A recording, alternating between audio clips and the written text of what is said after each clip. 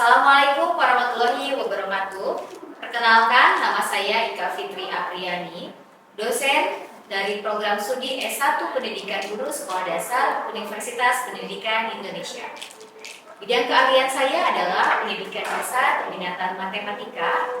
Selama ini saya mengampu beberapa mata kuliah program studi PGSD yang berkaitan dengan mata kuliah pembelajaran bilangan dan pengolahan data, pembelajaran geometri di SD, pengembangan pembelajaran matematika di SD, pembelajaran terpadu, dan perencanaan pembelajaran di SD. Pada kesempatan ini, saya akan menampilkan video pembelajaran pada mata kuliah pembelajaran bilangan dan pengolahan data di SD. Adapun mata kuliah prasyarat untuk mengontrak mata kuliah ini yaitu setelah mahasiswa lulus mengontrak mata kuliah konsep dasar matematika di semester sebelumnya. Mata kuliah ini wajib diikuti oleh mahasiswa PGSD semester 3 serta menjadi mata kuliah prasyarat untuk mata kuliah berikutnya, khususnya keminatan matematika seperti pengembangan pembelajaran matematika di SD dan pendalaman pembelajaran matematika SD. Mata kuliah pembelajaran bilangan dan pengolahan data di SD ini menyajikan materi konsep bilangan, jenis-jenis bilangan, prosedural operasi hitung bilangan, sifat-sifat operasi hitung, pembelajaran bilangan cacah, pembelajaran bilangan pecahan, dan pengertian dari praktik pengumpulan, pengolahan, serta penyajian data di sekolah dasar. Pada kesempatan kali ini, saya akan menampilkan video dari salah satu topik pembelajaran bilangan, yaitu pembelajaran bilangan pecahan. Materi ini merupakan salah satu materi yang sukar dipelajari, sehingga banyak ditemukan miskonsepsi atau kekeliruan siswa dalam mengerjakan soal pecahan yang dimulai dari mana pecahan sampai dengan operasi hitung pecahan. Oleh karena itu, pada pertemuan ini mahasiswa diharapkan mampu menganalisis miskonsepsi siswa pada pembelajaran bilangan pecahan di sekolah dasar. Selain itu juga, mahasiswa diharapkan mampu menyelesaikan masalah yang berkaitan dengan pecahan di sekolah dasar. Model pembelajaran yang digunakan yaitu case method. Metode yang digunakan tanya jawab, diskusi kelompok, ceramah, serta analisis kasus. Model pembelajaran yang akan dilakukan adalah dengan menggunakan model cooperative learning yang menitik beratkan kepada kerjasama antar mahasiswa pada kelompoknya untuk mencapai tujuan pembelajaran secara bersama-sama. Penilaian dari perkuliahan ini berkaitan dengan penilaian kelompok ketika mahasiswa diskusi dan presentasi hasil diskusinya, serta penilaian akhir yang diberikan melalui Google Form dalam bentuk esai. Sekian yang dapat saya sampaikan. Terima kasih. Wassalamualaikum warahmatullahi wabarakatuh. Assalamualaikum warahmatullahi wabarakatuh.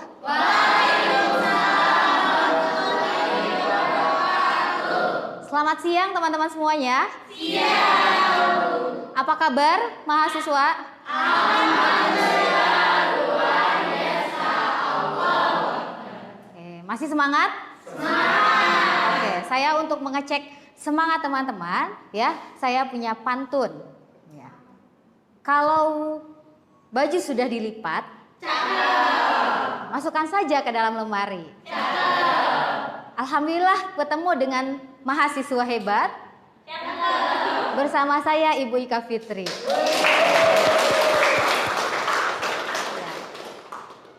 Jika teman-teman sudah semangat, marilah kita buka perkuliahan ini dengan bacaan basmalah bersama-sama. Bismillahirrahmanirrahim. Ya, ada mahasiswa yang tidak masuk hari ini? Masuk. Oke, saya cek di spot ya. Alhamdulillah ya. Ini hadir semua. Nantinya ya, bentar. Pada pertemuan minggu lalu, kita sudah membahas tentang pembelajaran bilangan cacah. Mahasiswa di sini masih ingat apa itu bilangan cacah? Ingat? Ada yang mau raise hand? Silakan. Berdasarkan pertemuan kemarin di kelompok, bilangan cacah merupakan bilangan yang dimulai dari 0 dan sampai tidak hingga. Dan bilangan cacah ini tidak termasuk kepada bilangan negatif. Itu saja. Ya. Oke, terima kasih Tiani ya. Jadi menurut kalian apakah bilangan cacah itu sama dengan pecahan? Berbeda. Ya. Jadi bilangan cacah itu bilangan bulat positif yang dimulai dari 0. Ya betul tadi yang sudah disampaikan oleh Tiani. Dan pada pertemuan ini kita akan membahas tentang menganalisis miskonsepsi siswa pada pembelajaran bilangan pecahan di sekolah dasar. Jadi ada tujuan capaian pembelajaran mata kuliah ya. Kemudian tujuan pembelajarannya nanti mahasiswa diharapkan mampu menganalisis miskonsepsi siswa pada pembelajaran bilangan pecahan di sekolah dasar.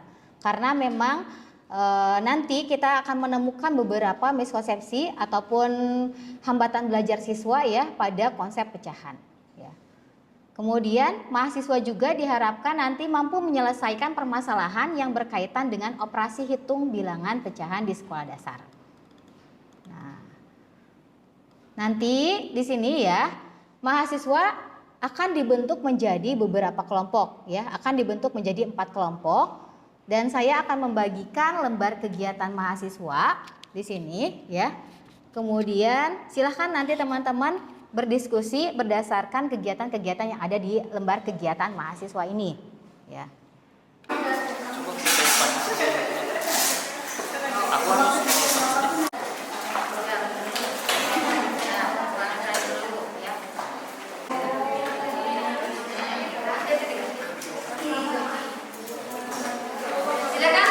Sebagai seorang guru, bagaimana meyakinkan peserta didik bahwa kue tersebut berukuran sama besar?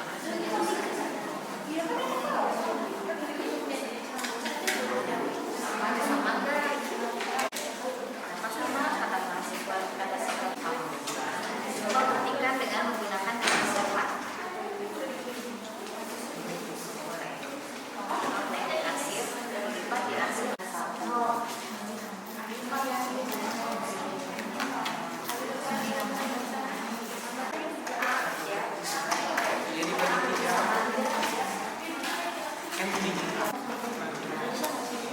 Ada kesulitan?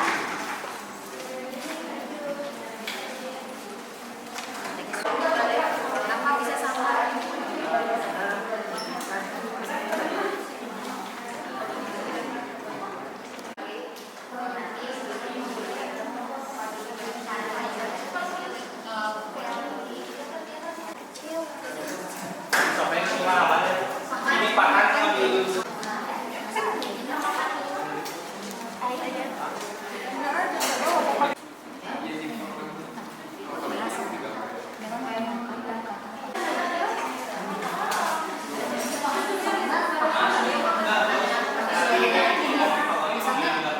Satu siswa.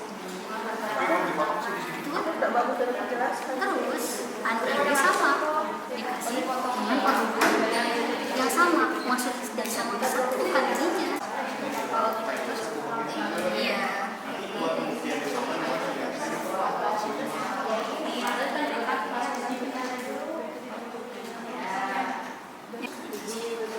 Tapi di sini ada anak mama kita ini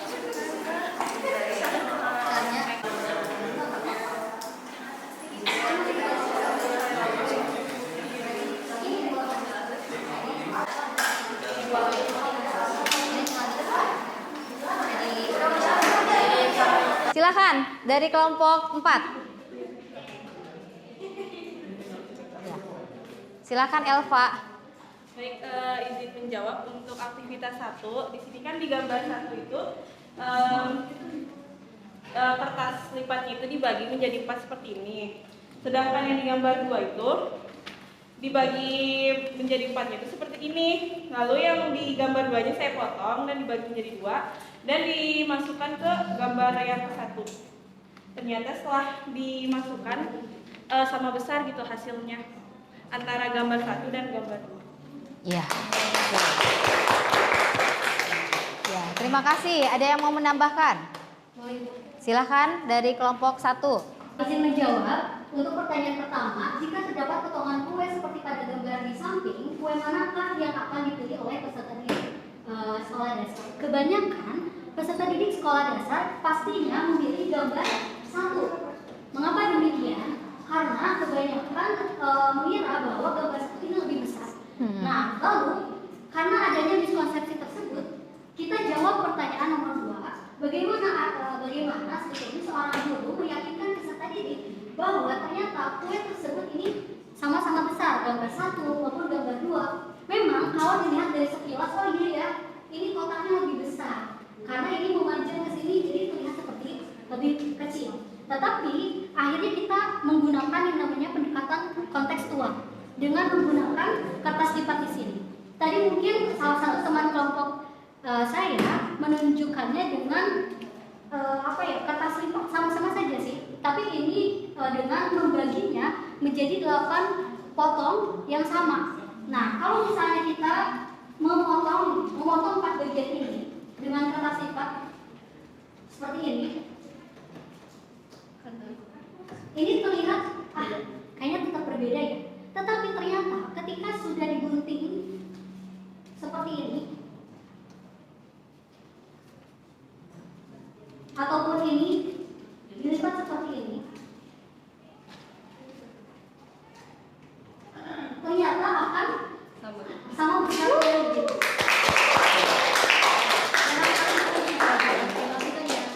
Ya, terima kasih ya atas jawaban dari kelompok 1 dan kelompok 4 ya.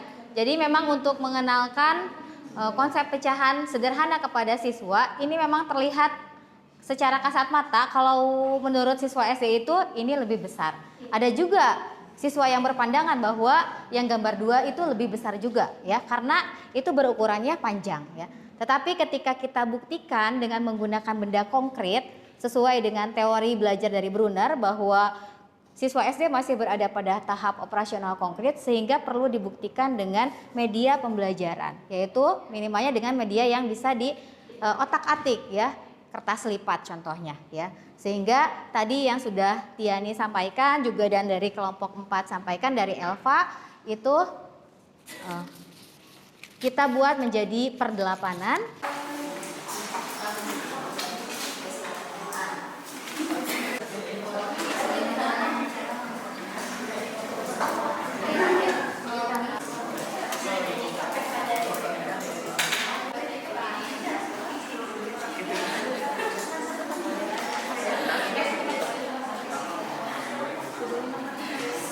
Berapa? 1/2 dan 1/3 ya. Jadi kebanyakan siswa ada yang berpikiran bahwa sama bilang menyebut sama menyebut. Nah, berarti boleh menggunakan media boleh kertas lipatnya kayak gimana? Jadi yang 1/2 berubah jadi berapa? 1/3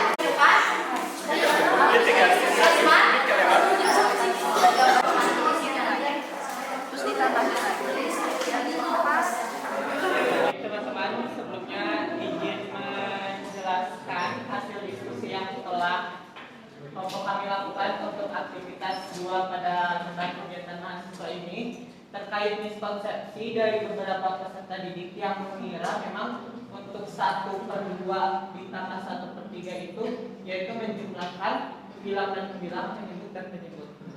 Cara yang kami tawarkan atau cara yang kami sampaikan untuk hasil diskusi yaitu terlebih dahulu untuk pecahan yang 1/2 kita buat di kertas lipat menjadi 1/2.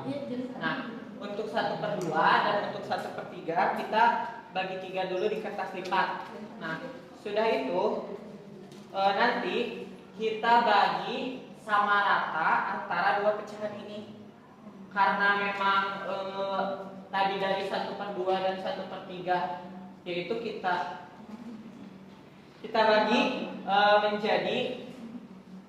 menjadi 3 bagian lagi agar memiliki nilai yang sama.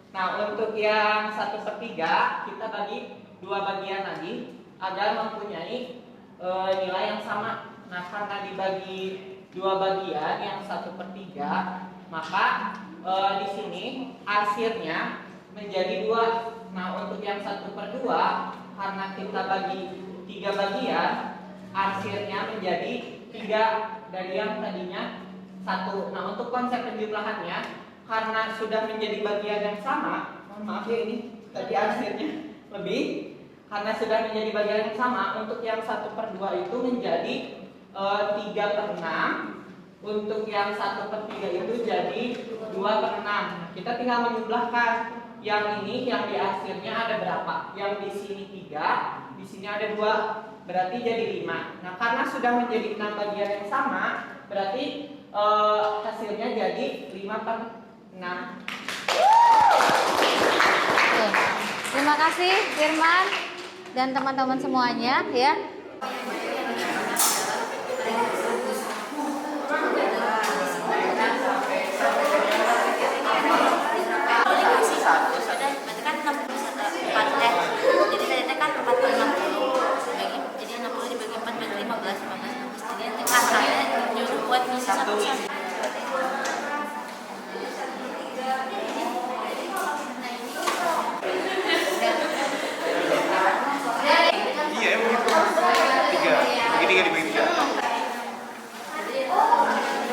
Tiani.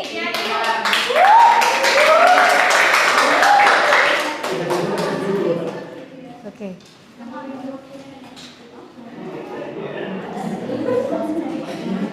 Ya baik, sebelumnya terima kasih atas kesempatannya. Mungkin di sini saya akan sedikitnya menjelaskan bagaimana tips and trik dari kelompok kami terkait dari permasalahan yang sudah disediakan. Pada soalnya itu, di dalam sebuah kaleng kotak terdapat sejumlah buah buku yang berukuran sama. Jika dalam kaleng tersebut ditambahkan 1/4 jumlah buku yang ada pada kaleng, ternyata banyaknya buku di dalam kaleng menjadi 60 buah. Berapakah banyak buku yang ditambahkan ke dalam kaleng tersebut? Ya, menurut kelompok kami bayangkan saja kaleng kotak itu sebagai persegi seperti ini. Karena bagian dari kaleng itu kita belum diketahui dan juga ditambahkan ke dalam kaleng itu 1/4 jumlah dukunya, maka kita cari tahunya dulu dari jumlah banyak duku ketika semuanya dijumlahkan. Nah, seluruh duku ketika dijumlahkan itu ada 60 buah. Nah, maka dari itu karena 1/4 telah ditambahkan, otomatis kita mencari dulu bagian mana yang hasilnya itu sebelumnya menunjukkan bahwa bagian kaleng itu sudah terisi sepenuhnya gitu. Dari kaleng itu contohnya 4/4 karena setiap bagian kaleng itu dibagi 4 ruang kotak seperti ini. Nah, ketika 1/4 ditambahkan, maka jumlah kaleng keseluruhan terisi penuh. Maka dari itu kita mencari bagian kaleng mana yang sudah terisi sebelumnya. Maka dari itu kita dicek bagian kotak mana yang sudah terisi itu 3/4 karena 4/4 dikurangi 1/4. Nah, 1/4 itu dari mana? Sudah ada di soalnya, 1/4 jumlah bukunya itu ditambahkan ke dalam kaleng dan menghasilkan 60 buah. Maka jika akan mencari berapa 1/4 yang ditambahkan ke dalam kaleng tersebut, kita contohkan buku tersebut. Jika jika memang nantinya pada anak-anak itu media interaktifnya kaleng, langsung saja isikan kepada kotak-kotak tersebut. Diisi satu di sini, satu di sini, satu di sini, satu di sini sampai habis. Dengan total jumlah buku buatnya itu 60. Maka jika dibagi 60 dibagi 4 kotak seperti ini, hasilnya adalah 15 dari setiap kotaknya. Maka 1 per 4 dapat dikatakan 15 buah. Oke. Ada cara yang lain, silakan. Jawaban yang lain? Cukup? Ya. Jadi untuk menyelesaikan soal pemecahan masalah itu bisa menggunakan bentuk pemodelan ya. Boleh yang tadi menggunakan luas daerah ya, atau kita menyederhanakan masalah tersebut dengan menggambarkannya melalui ini ya, boleh dengan gambar. Misalnya ini ada wadah ataupun kotak, kemudian di dalamnya itu tadi kan jika dalam kaleng tersebut ditambahkan 1/4 jumlah duku, berarti sebelumnya itu ada 3/4-nya. Nah ini ya, ini 3/4-nya misalnya ya. 3/4 dari totalnya berapa ini 3/4? Ada 45 duku ya. Kemudian ketika sudah ditambahkan jadi 60 misalnya di sini. Jadi berapa isinya? 15. Jadi hasilnya berapa? 15 duku yang ini. Jadi 1/4-nya dari 60 ya. Arti 1/4 kali 60 adalah 1/4 dari 60 ya. Terima kasih mahasiswa semuanya ya. Oke ya. Tadi sih kita sudah membahas tentang ada 3 model pengenalan bilangan pecahan, boleh menggunakan benda konkret ya. Kemudian menurut Van de Waal juga ada 3 model dalam pengenalan konsep bilangan pecahan, yaitu yang pertama melalui model daerah, kemudian model panjang atau pengukuran, dan model himpunan. Ada yang mau ditanyakan? Silakan. Kalau model panjang atau pengukuran itu gimana? Ya, model panjang atau model pengukuran itu kita dapat mengenalkan kepada siswa misalnya dengan menggunakan garis bilangan ya. Jadi misalnya ada sebuah garis bilangan ya.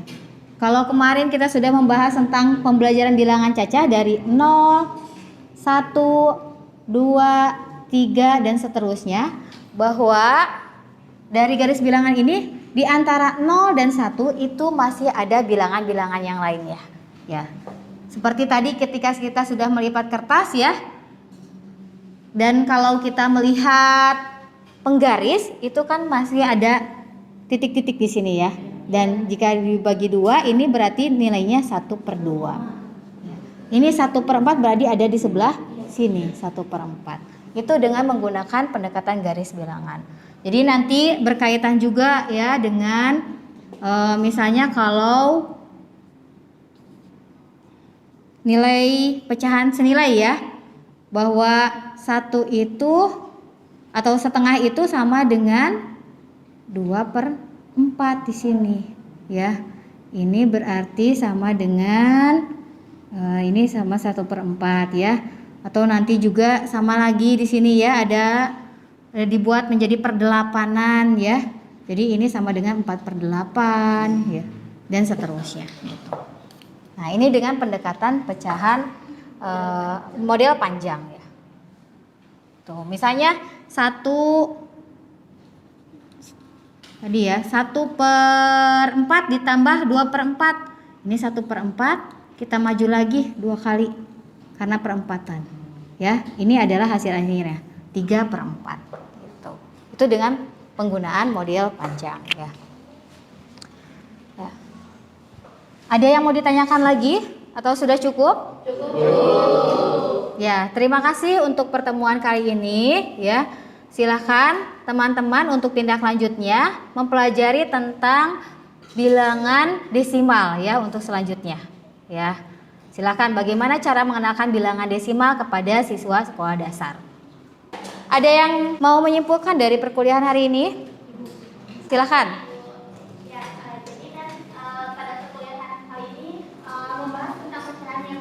Jadi kita sebagai calon guru bisa mengajarkan pecahan untuk peserta didik itu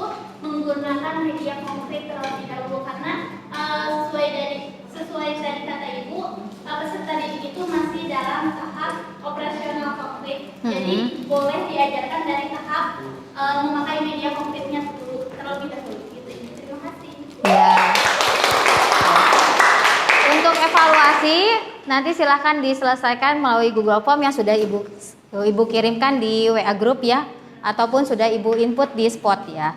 Terima kasih kepada mahasiswa semuanya yang sudah dengan semangat untuk melaksanakan perkuliahan pada hari ini, meskipun materinya memang ya matematika dikenal dengan pusing, tapi kalian tetap hebat ya. Super sekali sudah bisa menyelesaikan soal dengan menggunakan bantuan benda konkret. Semoga apa yang sudah kita pelajari hari ini itu dapat disampaikan kepada siswa ya, dan pada akhirnya mengurangi miskonsepsi yang dialami oleh siswa ya. Untuk menutup perkuliahan kali ini, mari kita berdoa dan mengucapkan syukur kepada Allah yang Maha Kuasa dengan bacaan hamdalah bersama-sama. Alhamdulillahirrahmanirrahim. Ya. Mohon maaf atas segala kekurangan dan terima kasih atas kehadiran dari teman-teman. Semoga semakin kedepannya tetap semangat lagi ya. Ada satu pantun lagi untuk yang terakhir. Biji selasih untuk kekasih. Cukup sekian dan terima kasih. Wassalamualaikum warahmatullahi wabarakatuh.